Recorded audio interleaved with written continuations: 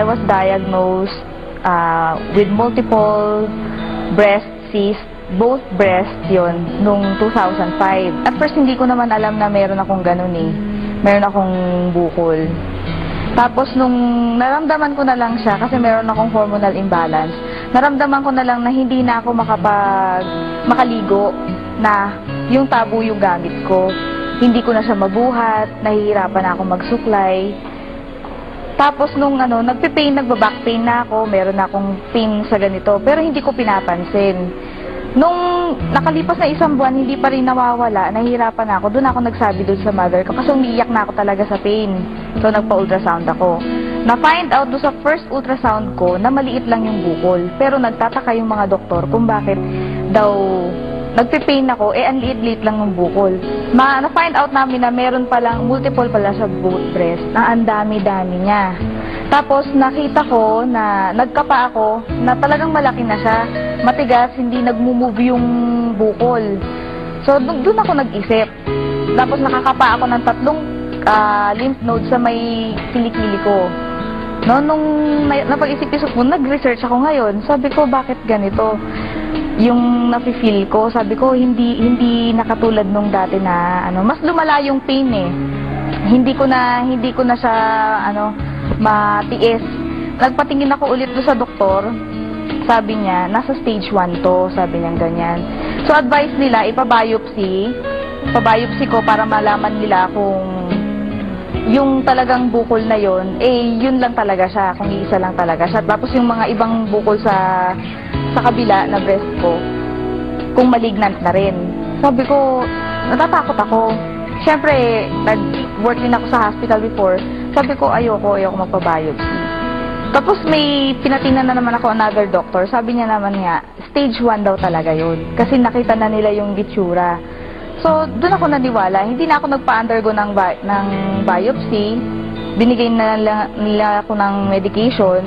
Sabi ko, hindi ko na-feel na yung medication na binigay nila sa akin, nagtitake effect. Nagpunta ako sa herbalist. Binigyan niya ako ng mga products ng herbal. Tapos, nag-undergo ko ng 1 year na puro vegetarian diet lang. So, binago ko yung lifestyle ko. Nakaigi naman yun sa akin, pero hindi pa rin lumiliit yung bukol. Nag-isip ako ngayon, sabi ko, ano kayang pwede kong gawin para totally mawala na siya? Kasi ang advice nga sa akin, i-remove eh. Siyempre, dalaga ako. Nakakaano naman yun, wala kang breast, kadalaga mong tao, di ba? Yun, frustrating sa, nakaka-depress, nakaka-frustrate. So, nung dumating sa time na nag-research na ako, nag-internet ako kung ano bang pwede kong kainin. So, ang dami ko nakita. Nandun yung mga gulay, mga fruits, na ina-advise nga doon sa mga may mga breast cancer, na yun ang talagang dapat nakainin. So, sabi ko, hindi ko naman alam kung saan makakabili lahat nito. Yung broccoli, meron dito, di ba? Yung mga ibang fruits na nandoon sa internet, available dito, pero hindi lahat meron. Doon ako nag-isip, sabi ko, paano ko makakain to lahat? At saka, mahal-mahal niya. Until such time na dumating yung yung kapatid namin sa church, na binibigay nga nila sa akin to, yung Alive. Ini-introduce nila sa akin yung Alive. Nung una, skeptic talaga ako. Tapos, nung pinakita nila sa akin yung pinaka-literature, doon ako nagulat. Kasi lahat ng ni-research ko sa internet na dapat nakainin, nandoon lahat. Eksaktong-eksakto. Kaya sabi ko, wow, sabi kong ganyan, grabe naman to, sabi kong ganyan.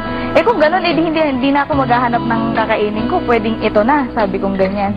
Nung coffee pa lang yung pinasubok nila sa akin, talagang sobrang sumakit, no? Nag-take ako ng coffee, di ba yung coffee natin meron ngang Alive?